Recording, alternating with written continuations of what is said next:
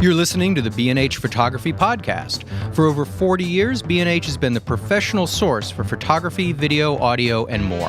For your favorite gear, news, and reviews, visit us at bnh.com or download the B&H app to your iPhone or Android device. Now here's your host, Alan Weitz. Greetings and welcome to the B&H Photography Podcast. Spring is finally here, which means Mother's Day is close at hand. With that thought in mind, our guest today is photographer Elinor Carucci. Born in Jerusalem, Elinor crossed the pond back in 1995, and at the tender age of 24 was determined to make it as a professional fine art photographer here in the United States. Since she's arrived, she's been awarded the 2001 ICP Infinity Award for Young Photographers, a Guggenheim Fellowship back in 2002, and an NYFA Fellowship in 2010. Her work is included in the collections of museums, including MoMA, the Jewish Museum, the Houston Museum of Fine Art, and the Brooklyn Museum. Her photographs have appeared in New York Times Magazine, The New Yorker, Details, New York Magazine, W, Aperture, Art News, and others. She's also held teaching positions at my alma mater, SVA, ICP, Harvard, and Princeton University. To date, Elinor has published 3 monographs, Closer, Diary of a Dancer, and Mother. But it wasn't always easy. After 3 years of pounding the pavement, visiting galleries, and trying to get a foot in the door of the New York gallery scene, she called her mother back home, crying about how hard and demoralizing her experiences have been since she's arrived here in the States. Mom's response? Don't come home. Welcome, Elinor, and happy Mother's Day. Happy Mother's Day. Thank you. Couldn't resist. Okay. Has that hurt and pain worn off? Most of the time, but Okay. I still have those, painful moments. It's just that as an adult or as a woman who is a 46-year-old, I am trying to behave better about it. And I guess the kids, watching the kids' behavior helps Or improve your own not, behavior. or not. Okay. Yes. Okay. So, big question, I guess, if I can jump in. Go. And we're talking about these 2 books, Closer and Mother. Which one is more about motherhood?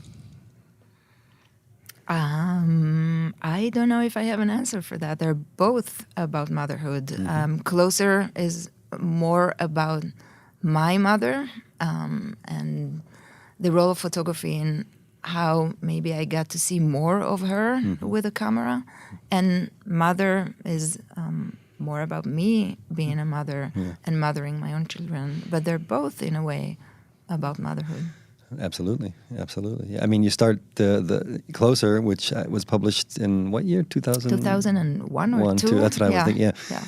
My mother was the first person I ever photographed. Right. Okay. Right. Yeah. She was the first, and she was a great first person to photograph because, like many typical Jewish mamas, she thought that her kids are wonderful and talented and little geniuses, and she was really willing to participate and open up in being photographed and in the process of discovering each other with the photography involved. And was she interested in the arts or in photography or your father? Anybody? No. My father did as a hobby, and it was his camera that I took when I was 15 and looked for something to photograph, then walked into my mother's room. And What do you attribute their openness? Because anybody who's looked at your photographs, I mean, it's hard not to realize and see how truly intimate on every single level these pictures are. These are more than family pictures. These are more than photo illustration. This is a whole new genre. You really, really do break down a lot of walls and push the envelope in many, many ways. Most parents that I've known in my time would not go along with this, would just look at you like you're nuts, okay, and say, I'm going to have a word with your father about this. Was it easy to break through? Because it seems to be such a fluidity between you and your brother and your parents and family members. It's as if you're really you're one. You're like Carl is a colony of little things together creating this big thing. That's kind of what I get. Family, right? That is family. I mean, yeah. If you're lucky. Yeah. If you're lucky, yes. What do you attribute that to? Do you ever think about that? Because I don't think most families are like this. More families are like this in Israel. So some of it is the different culture in Israel that is more open, more straightforward, more even rude, some people would say. Definitely in the physical way, it is changing a little bit and regressing, but we weren't that unusual. My parents were very open, and physically too. It wasn't like we were living our lives naked, but I would see them naked. Maybe it was more unusual between me and my father, the fact that he saw me naked and I saw him. But among women, and this is also true for some other Middle Eastern countries, among women, nudity is very accepted. It's I always saw my aunt and my grandma nude. It was not until I arrived to America when, for the first time in my life, I met women who have never seen their mothers naked. First time ever. I don't think it existed. But you brought something else into the equation, a camera. Right. In other words, behind closed doors in a family, that's all, I get it. That's fine. There's a flow of life within a family, and there are different cultures, but you also brought a camera into the relationship. Was that easy to do? Did they flinch at first? Or was this just part of the transparency? It is a challenge. It was easier with my mom because I think she enjoyed the performing part of being photographed, and the fact that I was so almost obsessed and fascinated with how much I could discover about her through photographing her. With my dad, and if you notice, there are no nude images of him right. in the book. It was a little different. And I also had to learn about different boundaries with different family members. So the camera did change, as you mentioned. It is true. It did change the situation and made things a little pieces of performance. Are we willing to perform this aspect of us or not? Mm. Do you have anything that makes you stop? I mean, do you have boundaries where you say, this I'm not taking pictures of? About myself? Well, or about yourself or about with others? I mean, with others, yes. And a lot of it is respect and sensitivity to who they are and what they want. Okay. With myself, no. Everything. I've noticed. No, seriously, it's like, it is the most open-souled book I've ever seen the photographs. No, seriously, talking about bearing yourself. Here you really do, though. It's obvious that there's a commitment here and there's a belief in what you're doing. Yeah. No, seriously, it's like, it's... Yeah. Yeah, absolutely. Let me ask you said you talked about your mother and performance and maybe she appreciated some of the attention. What was your mother's, if you can say, her interests in life or her goals or her professions or what did she do, and what do you think that maybe the attention you were giving her as a photographer might have brought out of her? She didn't work when we were growing up. She does work now. Mm-hmm. She started a late career and is doing very, very well. Mm-hmm. But she didn't work. She was always, though, she did volunteer, and her presence, she's very beautiful and very glamorous. Mm-hmm. I guess that's kind of what I was getting at. Was there maybe something that she had wanted to do as a young woman that she put aside for family, and you giving her this attention with the camera brought it back out? No. I think it was a choice that she was happy with. But she was, as I said, the glamour in her. She was this kind of a woman that enters a room and everybody noticed. She is provocative. She is dramatic. She is extreme. And she enjoyed this new stage that I created with the photography for her and for me and for the rest of the family. And then the exposure and even the controversy and the arguments about my pictures. It's not for everyone. And always supportive? It is for my mom, and she is always supportive. Did you ever freak them out at any point in time when all of a sudden you started gaining exposure and the pictures are getting out there and all of a sudden they're saying, our daughter was taking these lovely little family pictures and they're out there now. Was any of that, or were they okay about all that? No, they're okay. They're just freaked out if I'm sad or if I feel like, as long as I'm finding my voice and my path, they're really happy. They're really proud of me and happy and want me to be who I am. they're freaked out when I'm not taking pictures. Or when the pictures are not where I want them to be, and I'm worried or frustrated or, defeated, or then they're freaked out. And you spoke about maybe the differences between the cultures in Israel and here, but your work, by the time this book came out, you had already been living here. I mean, most of the photos were shot in Israel, of the first book anyway. The closer. Right? Not most. I think it's half and half. Okay. Yeah, but okay. yeah. So then when it was time to approach the next series, and there are other series that didn't come into books regarding your family. Right.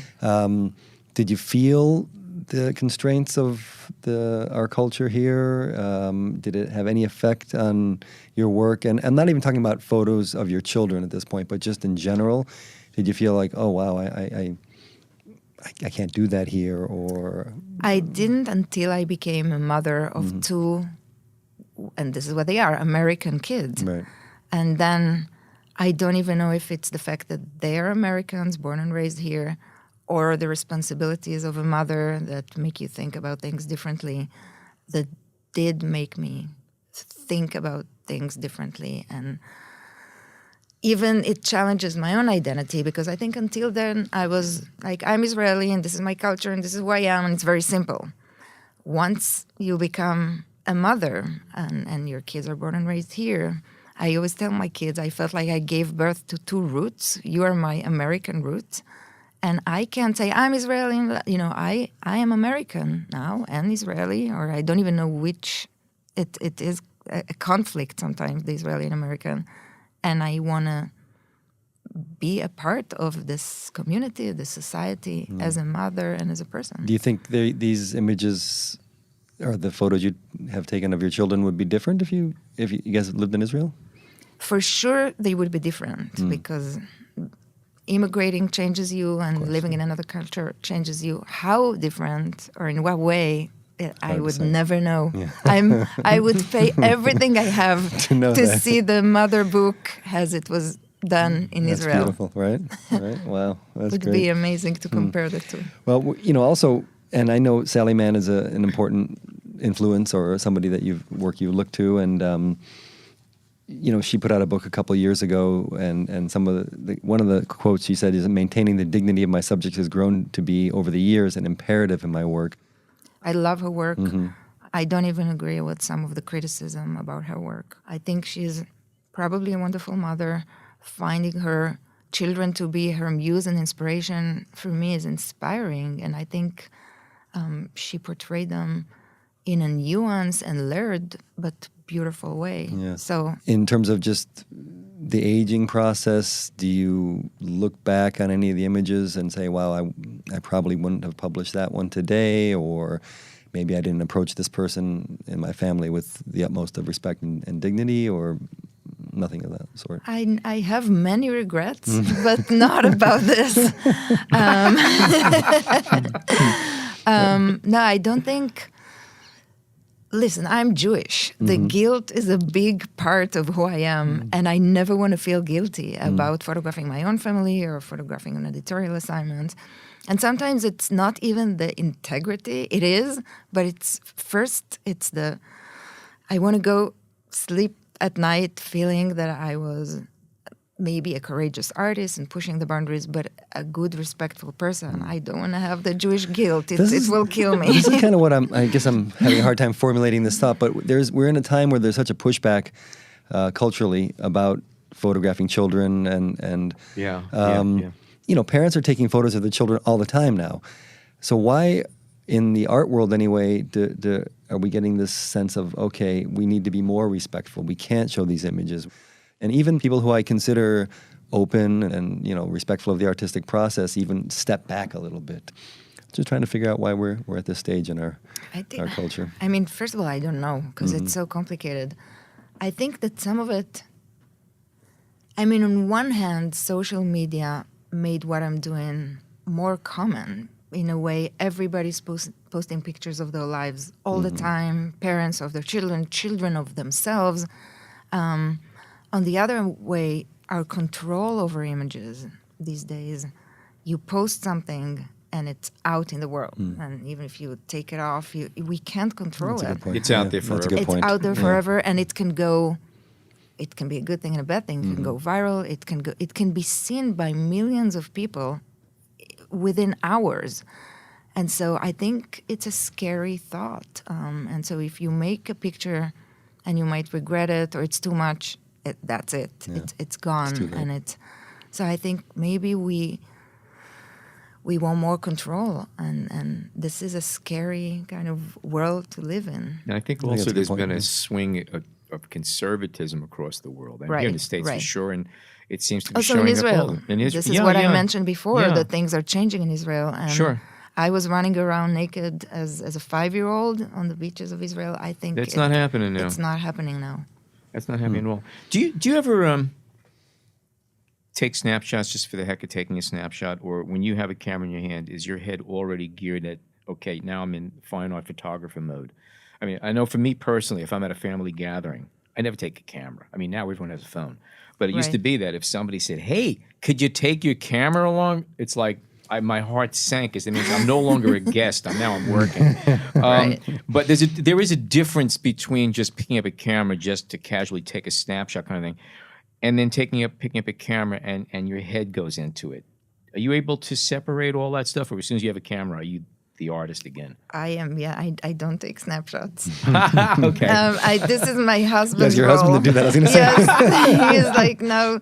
Or even if there is like, we had the bar mitzvah and bat mitzvah, and my mom was like, Elinor, can you take some normal pictures for the event? I'm like, no, Eran, my husband, he will do the normal He pictures. shot the tables, right? Yeah. All the table shots? Yes. Yes. Well, can we speak about that in terms of your photos, the art photos, because obviously you're a subject of many of your photos, and some appear anyway as if they were taken off the cuff. I have a feeling that they were set up. Right. Even some of the ones where we have where you're pulling or arguing with your child in the street. Right. Can you talk about how those are made? Yes, those are made, most of them are made with a tripod and a self-timer. So it's either a self-timer, and in the digital era, it's easier because I can program the camera to take 50 pictures, one every second, or I can ask my husband to just continuously take pictures, and then I don't even copy all of them from the card. So it's either a self-timer or my husband is pressing the button, but they're usually on a tripod, and we're setting it up, and then he helps me a lot, and I come into the frame. So So spontaneity is not necessarily in these pictures. From me, no, because I am the photographer. Right. I am acting my own life to my You're camera. creating this scenario, yeah. But the kids, which is it's a little different right now because they're almost 14. The kids are more spontaneous because they're kids. So those are situations that I'm preparing the lights and the strobes and the You're camera. creating the setup, but then you're letting it go. Where I might. let it go, Okay. and many of the pictures I want to take just don't happen, and others happen because the kids are living the moment.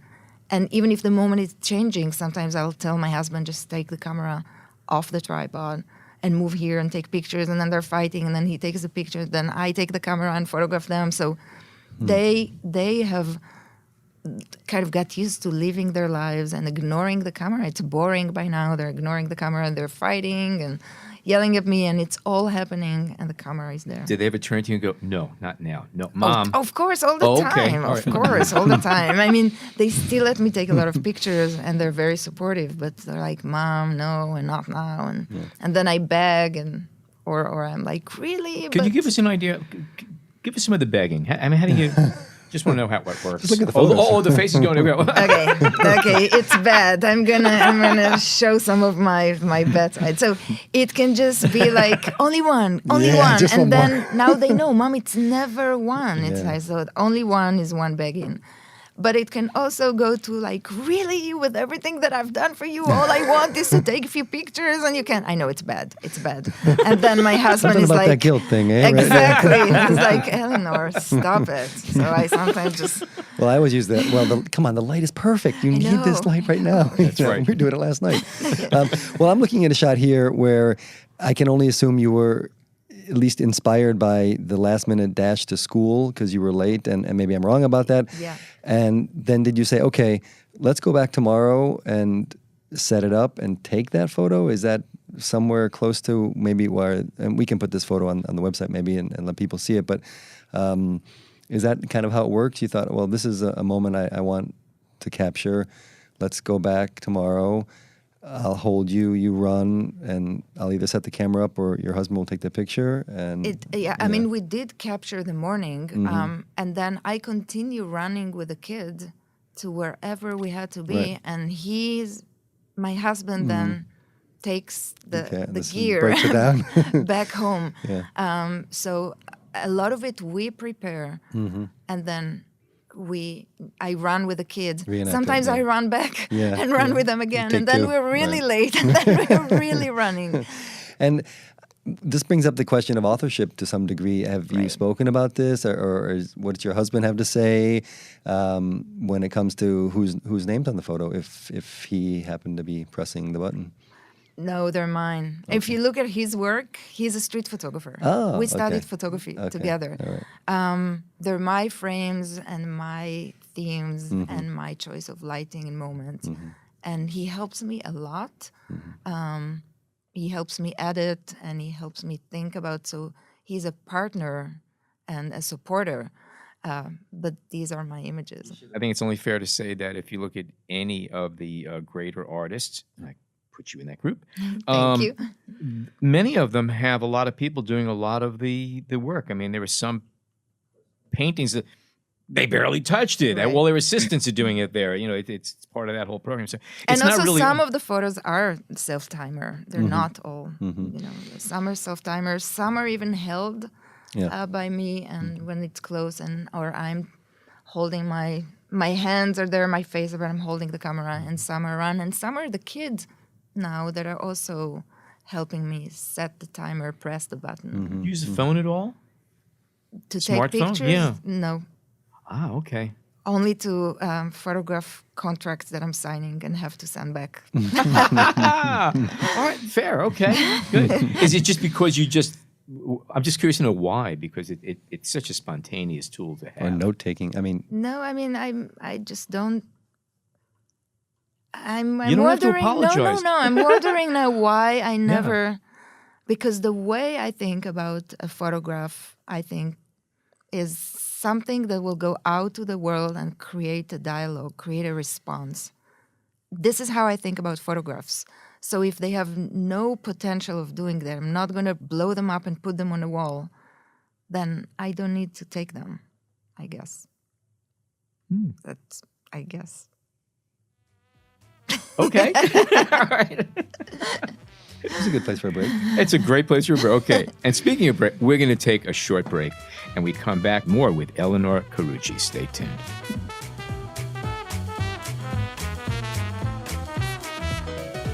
We hope you're enjoying this edition of the B&H Photography Podcast. Send us a tweet at BH Photo Video, hashtag BH Photo Podcast. Okay, we are back with Elinor Carucci. And John, I think you wanted to follow up on a Yeah, I question. just wanted to get back to some of the shots where you kind of are recreating a scene, and they seem so. There's so much spontaneity in them, where you're talking with your child or pulling her by the arm. How hard is it to recreate something that, at least when you maybe first visualized it, was a spontaneous mother-daughter moment? I guess you kind of said you take a whole bunch of shots and find Right. the one that seems closest to your feeling? Is that? It's just very hard to make a good picture.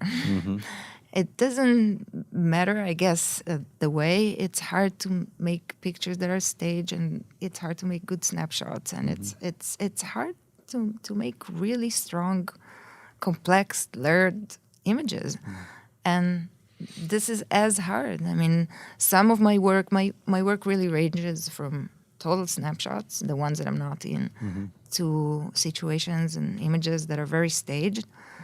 And there are challenges in each one of those on the spectrum between completely snapshot. Do you have a feeling or I don't know a sense of that you need to get a shot in one take? Let's say your snapshots, or for example, I mean, is it that moment, and if you didn't get it, that's it? You're not going to take a bunch, or you take 5 or 10 shots? And, No, I and pick take, the best? I not only I take a few shots, I sometimes try to capture a moment a few times.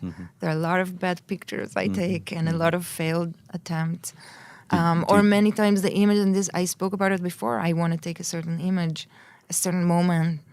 It doesn't work, but I continue with whatever else is happening. And I tried for one thing, and I ended up with another. So it's kind of humbling. Yeah. I feel Sally Mann, we're mentioning her again, was talking about the gods of photography. And I do sometimes feel that way, that you're trying, but some of it, you just have to try and work hard. I sometimes tell my students, like going to the gym sometimes, you have to wake up in the morning and go and do your pictures. It's not, don't wait to be the artist with the inspirational moment. And it's usually doesn't work this way. You have to try and take pictures and take mediocre pictures and work through them to get to maybe the good one. And when you're in the street, take your eyes off your phone. If you want to stay alive. and see what's happening. Question I have, a lot of these pictures are seemingly spontaneous, but in fact, they're created. Are you always on, or are you always prepared for these things? I mean, do you always have a tripod or some kind of support with you where something comes, you go, okay, this is it, something has to happen now? Two things. First, even though they're staged, I feel that the moments are very real. I try to create a situation where a real moment will happen. Even if I stage the light and I prepare and I clean the background, and then I call Eden, my son, or Emmanuel, my daughter, then something real is happening within the staging. And that's why I feel that I'm creating a little stage to live our own lives in it. It's So improv to a sense. it is, yeah. In a sense, there are a lot of elements. here's a situation, let's Right. go with it. Let's live it. Let's come back to a moment that happened a day ago or 2 minutes ago, and let's see what happened. So it's not that if they're staged, we're not actors, acting someone else's script. We're Elinor and Iran going back to a moment in our own lives. And I've read where you've spoken about how this process has brought you closer to your children, Right. And you've learned things about them by putting them through this process, which gets back to one of my earlier ideas or points where we're reading, and back to Sally Mann and other people, about the relationship, looking back to the children with some reservation. And I found it refreshing, beautiful, and true, at least in my experience, that going through these moments with my children, you learn about them, and they learn about you, and it's a great little process. Right. So, It's like putting a mirror in front of our lives, and then we can stare at those moments and see ourselves in them. The other thing is that I'm not always ready, and in many, many times and days, and I don't take pictures, but there are many times where I have light. There are strobes open in my apartment, and I go out with LED light, and you see how strong my arms are, and holding the camera and getting the light. And if something happens, I'm also an aperture reader. I already know from my Profoto, this is 5.6. Here it's going to be 8. This is 4. You know your tools. I know and I put them, and they're there, so I can just take a picture. how do you feel when you quickly. miss it? If let's say you missed a photo that you wanted, do you let it pass easily, or does it haunt you? I miss photos all the time. Yeah. I mean, the reason to take pictures is because we lose moments all the time. We lose people sometimes. So it's there. It's part of who I am. And I think all of us, professional photographers or not, we take pictures because we're missing moments, we're missing people. And so it's kind of an existential thing. I miss pictures all the time. But sometimes there is a situation where I feel, how do I go back here? Or I wish I could take a picture, or where I feel this is not the time to pull out the camera, or That's what I was going to ask you. Do you have times when you go, it's not the right time, or I don't really want to, I just want to live this? Not the second, yes, the first. Yes, many times it's not the right time, and I can't always take pictures. I also don't want to annoy my family too Right. much to burn out this process. It can't be something. Kill your welcome. Yeah. Exactly. But I don't feel like taking the pictures make me miss the moment. So this is not so much the worry. The worry is to just not burden too much of, not make it a burden to the people I love. That's an interesting thing because for me, it's I love taking pictures. I've been doing it for 50 years already, and to me, having a camera and walking around, even my phone, I just enjoy it. It's just a satisfying thing. And I know that there are also times when, no, I want to be here right now. I don't want anything between me and whatever is happening. To me, a camera is usually an interference in a sense, where it breaks things up.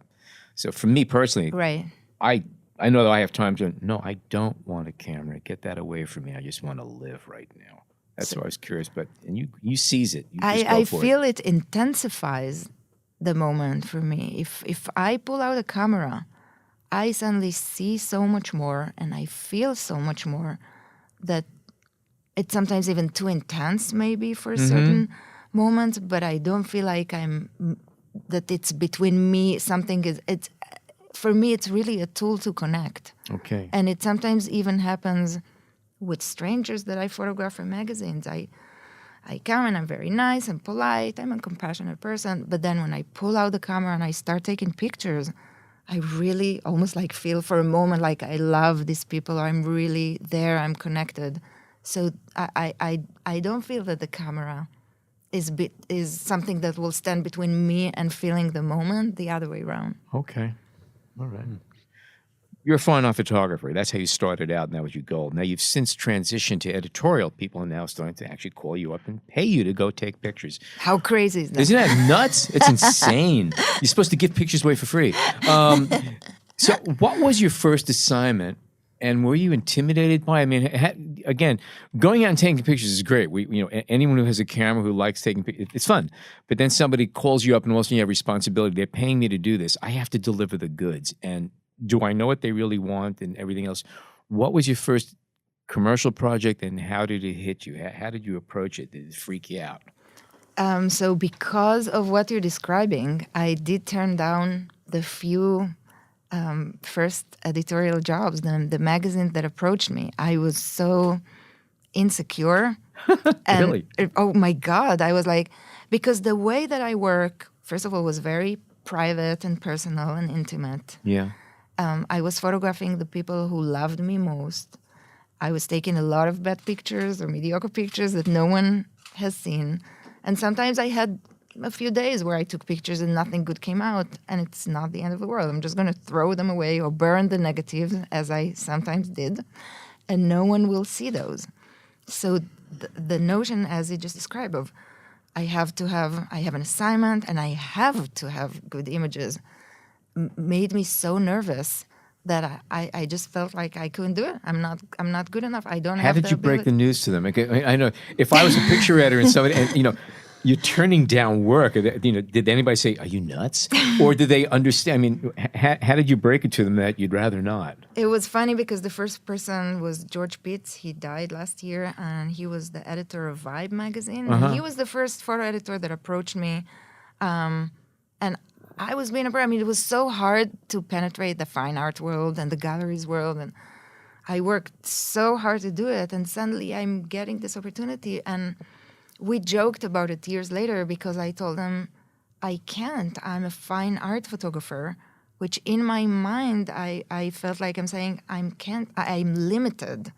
He saw it a little bit as me saying, in a more, I guess, arrogant way, no, I'm a fine art photographer. I'm not good. And he saw it as like, no, you're not.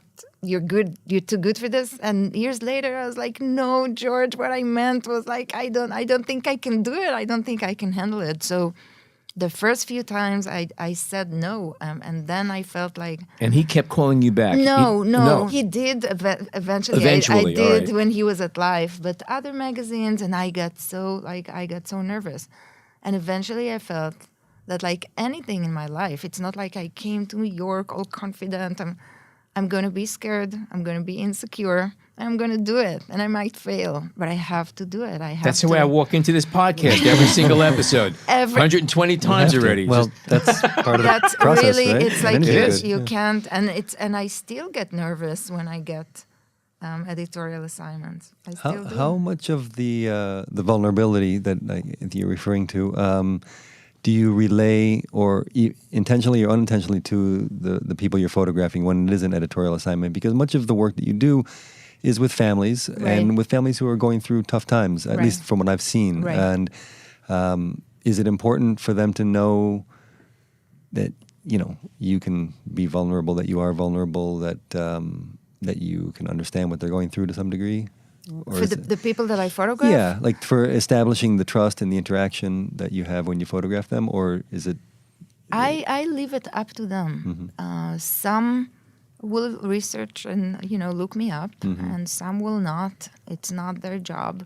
Well, I meant not necessarily in terms of your fine artwork, but as much as your personality and the way you're with them. Do you sit and talk first? Do you, or just It's kind of also about what they want. I mean, I used to be a professional belly dancer for 15 years. And in those 15 years really prepared me to those editorial assignments.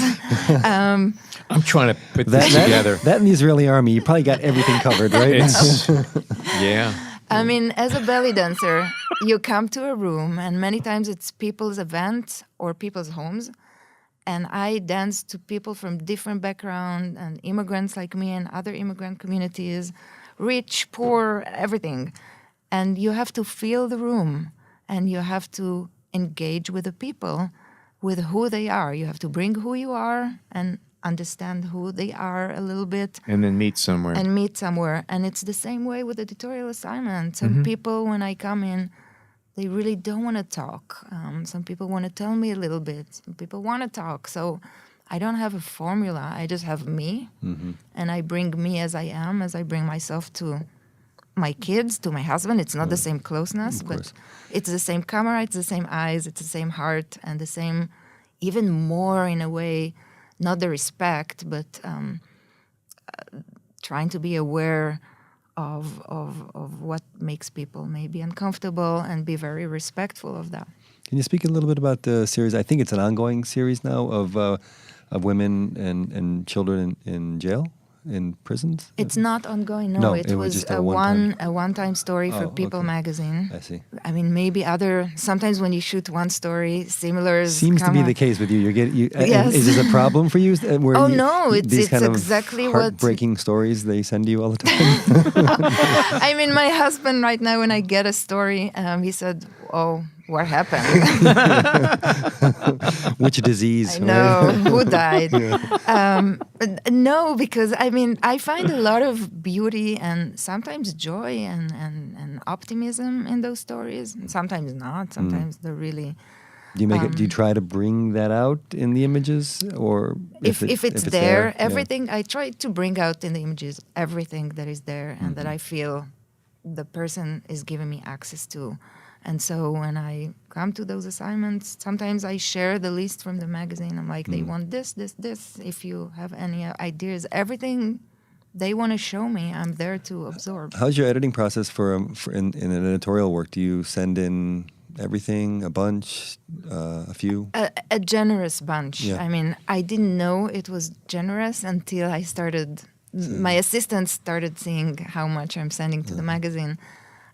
So I'm photographing a lot and sending an edit. It is my edit, but it's not like 8 pictures. You know, it's more. And you had mentioned burning negatives, and this is a question I had earlier about, and I guess it flows from this question a little bit. What do you do with the fails, if you want to call them that? Like, let's say you took a series of 10 shots, and you realize right away that 3 of them are never going to be of use to you. Do you delete them? Do you find a folder and put them someplace? And how do you deal with the images that are not selected? So there. And I'm talking more your personal work here. The personal work. So I now, because of digital, which I've been shooting digitally for the last 10 years, I don't even copy everything from the card. So there is just an edit right there. I might copy like around 30-40%. Mm-hmm. And the rest are being deleted forever. Right. And then from there, I'll start editing them down and print them and edit them down more and more before I even show it to someone. Sometimes years can go by. I guess I'm thinking historically in the sense that, many photographers, after they pass or later in their life, other people look back at their work and they pull out things that the photographer might have rejected. Is that a concern of yours that there'll be? Yes, I feel I had an intern who was also my graduate student when you did his MFA, and I'm a very open person. My books with nude images of and my flaws and weaknesses are out there in the world. So he and I would think of myself as someone who's very open. And then I wanted him to scan some old negatives. And it was really hard for me to have him go through my contact sheets and see to the point where I didn't know what to do. I couldn't let him go through the folders. And You started it. Just remember that. You started this thing. And he said, Elinor, it's fine. It's fine. I understand that not all but it was surprising for me. I think of myself as someone very open. To see how nervous I got of him going through the folders. In other words, those contact sheets were a little bit too close for comfort. And he did see them. But that had more to do with your feeling about your work, not about your body or... No, it was all about the body, I don't care. Yeah. It's the bad images that I'm ashamed of. That's kind of what I figured, but I wasn't sure. No, not the body. And in terms of having your body in the images, did the belly dancing and the work you did prior to photography have an influence on that? Did you become more comfortable with your own skin as a dancer, or was that something always part of your life? I think many times the reason to take the picture and to show it is because I'm not comfortable with something. It's not that I'm a woman who's comfortable with her body. That's great. I That's a would great like point. to meet this woman if she exists. I am not comfortable with my body or certain parts of it, like many other women or men. Men too. Yeah. Right. And the photography is not to say here I'm happy with it. Is to share something I feel negatively about or embarrassed about. It's kind of a liberating process. I remember after I gave birth and I looked at my body and I was like, I don't like this body of mine right now. It was hard for me to deal with the stretch marks and the scars and the... Twins put you through major changes. And I carried them till the 41st week. Oh, okay. And I took a picture and emailed it to some friends just to kind of liberate myself. Here is how I look right now. Here, it's out there. I don't have to hide anything. Have you heard any comments or reactions to the photos that just pissed you off? That just you're like to the photos of yourself, let's say. Do you hear comments? Is there any one thing that you can remember that just angered you to no end? I imagine trolls must have a field day with you at times. You I'd can imagine. dismiss it easily. I think the one thing that upsets me is when I feel that people will look down at my work because they see it as feminine, quote unquote, work. So I feel that I'm making work that's very universal and that is talking about the core of being human. And it's work about a mother instead of seeing how really universal it. Like everyone in the world has a mother. My work is about everyone. People sometimes will look down at it and say, oh, it's a woman photographing her children, or it's not like serious enough for them.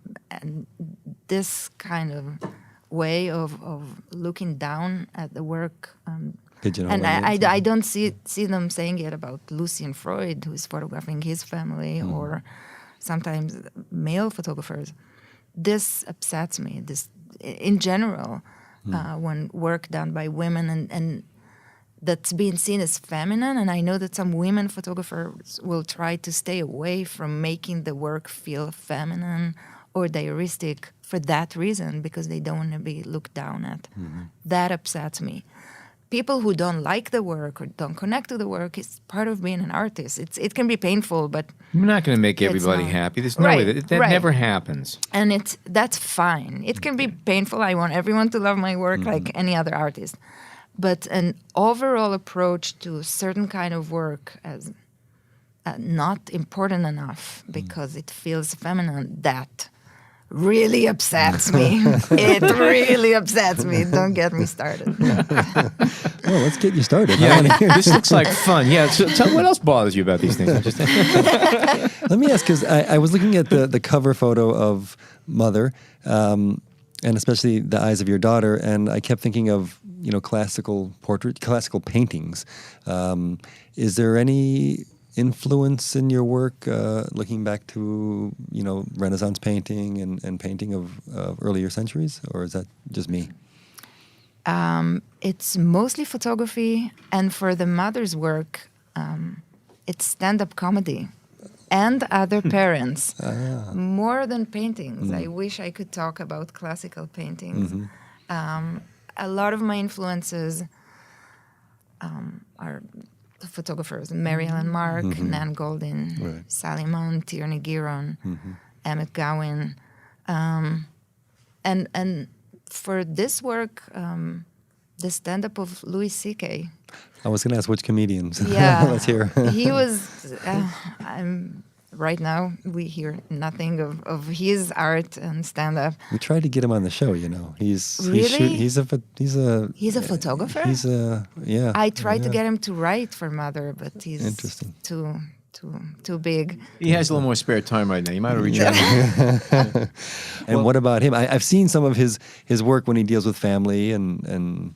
It was a lot about how he was talking in some of his work about how you see certain situations when you're a parent and when you're not. And when you're not a parent, or even before I was a mother, I was like maybe more judgmental, or I thought of myself, I will not do this and not do that. And then when you are a parent and you're either in the situation or you see a situation, you think about it completely differently. And that was the inspiration for some of the dragging pictures, because I remember seeing parents dragging their kids, and the kids are seeing a beautiful butterfly and looking at the beauty of the world, and the cruel parent is just like rushing them, and then you get there and you're that.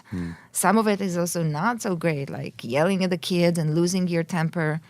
It's things that we do. I mean, I think being a parent really shows you the worst and the best of you. I mean, the love and the generosity and what I give the kids is, I didn't know in me before, and it's beautiful.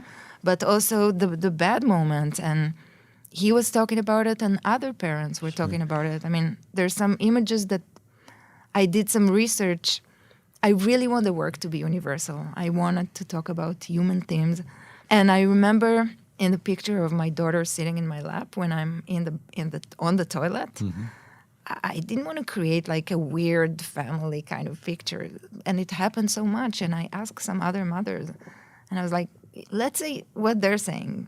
And I asked, when you pee, do your kid climb and sit on your lap, kind of almost? And they're like, oh yes, sure, all the time. And I'm like, okay, good. They kind of gave me the green light to go take this. I was never allowed to do these things. Do you see, in kind of regards to what you're saying here, your own mother coming through you in ways that you never thought as a mother? Sometimes, sometimes I find her in me, and sometimes I find that maybe I'm going against what she was. So it's a combination. I personally find, like, especially with my father, is that the older I get, the smarter he has become. Okay? My mom's, God bless, she's 94. She's still proving me wrong. Wow. So, would you encourage your kids to go into photography? No, they're lawyers or doctors. No, I'm kidding. That was a good. Or any of the creative arts. I mean, would you encourage your kids? I mean, as hard as this career can be, it's harder to not try to do what you want to do in life. So they don't show any signs of photography or art. So it hasn't come to me being tested on that. But My son is a really like math kid, and my daughter might go to psychology, but she's creative, but she's not artistic, so I don't have to worry about the art. What is artistic in that sense? I mean, in your mind?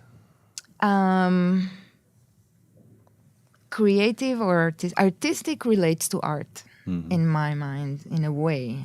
The different art forms from cinema to... Is it, you mean an interest in the arts or more of a sensibility and a way of living? And I guess I'll use my son as an example. I mean, I would consider him very artistic, and it's partly just his way of doing things and the way he looks at what he creates and things like that. But so... I think, and again, English is not my language. When I'm saying artistic, I'm thinking about the arts, and when I'm saying creative, we can be in finance and be very creative. So when you are doing a photo with the kids involved, do they give you any input? Do they say anything regarding the process and the creation of the photo? And I'm assuming they have phones and they take pictures. Right. What do they take pictures of? And do you sense anything? They really don't take a lot of pictures. No? I They're killed, rebelling. Maybe they're rebelling. And my daughter comments. With my daughter, it became the photography I do was a trigger to a lot of conversations that we had. Why I'm making certain images and what do I see in them and who I am. And she helps me now also edit my work. My son he just thinks that everything mommy does is great. It's You did a good job, Mom. Perfect. I know, That's it. You it's won. like a mommy's boy for now. Let me enjoy it. It might be gone soon. Eat it up. Eat it up. So with him, there weren't those conversations. He's also a different person. Sure. But with my daughter, we talked about a lot of things from what is beautiful images, if they can be beautiful, but what's in them is not beautiful. So it's a conversation. Okay.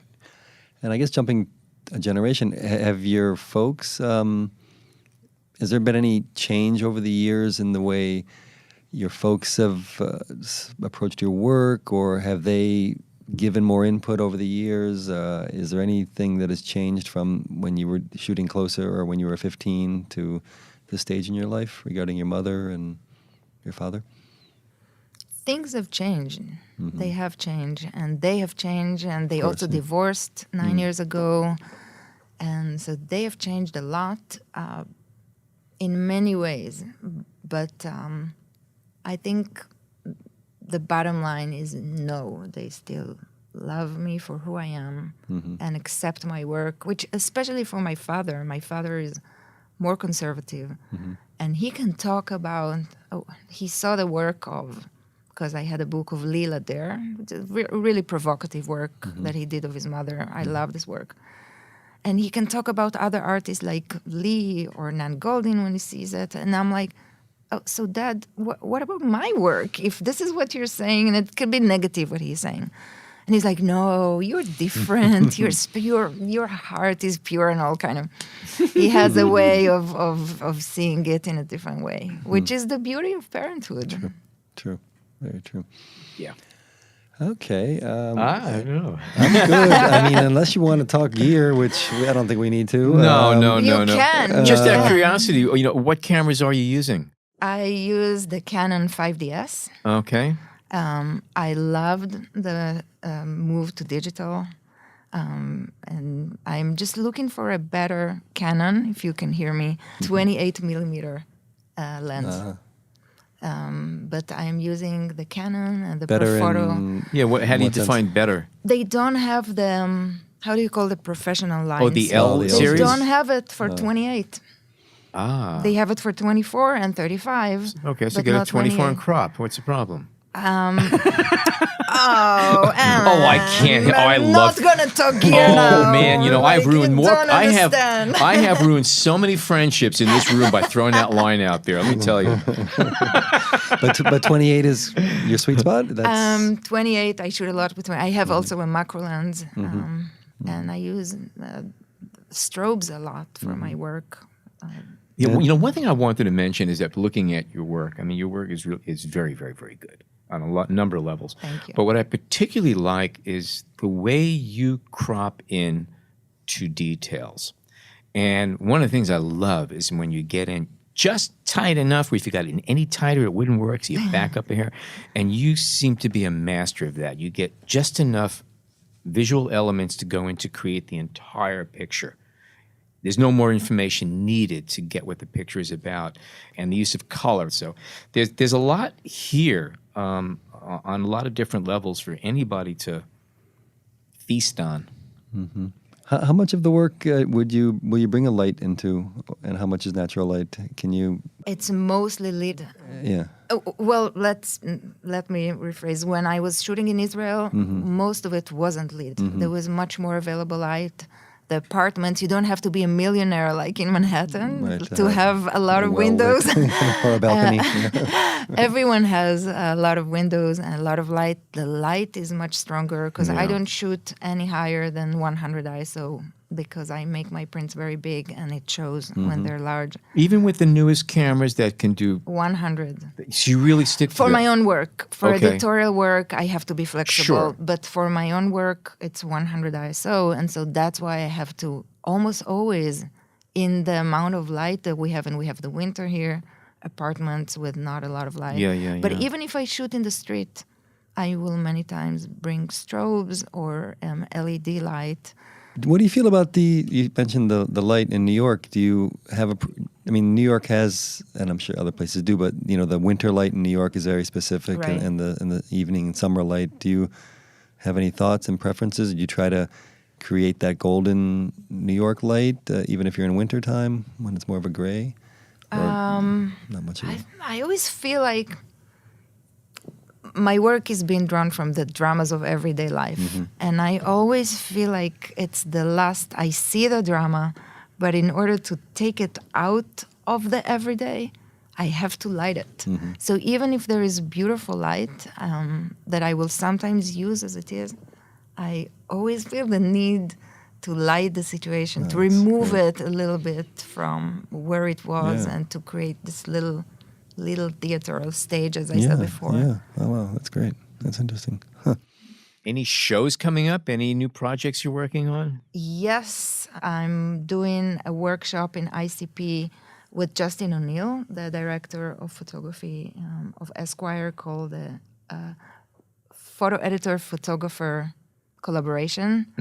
And I'm also doing a workshop this summer in August for New York workshops. And I'm going to be in 2 museum shows in Israel and in a festival in Italy as the main artist this summer. And working on a book that will come out when we will confirm the publisher. Oh, okay. So we know you'll be back again, therefore. Okay, good. I'll be back until I'm dead. And is that next book part, and fair to say, a continuation of looking at your family and the work that you're doing now? It's different, but it's also taken from my own life. It's called a midlife. It might be called midlife crisis, but I think it will be midlife. Okay. So what are you doing for Mother's Day? Nothing. At the very least, call mom. Yes, I will probably have my kids do something, but I'm very laid back about like dates, birthday, Mother's Day, and we might do something small.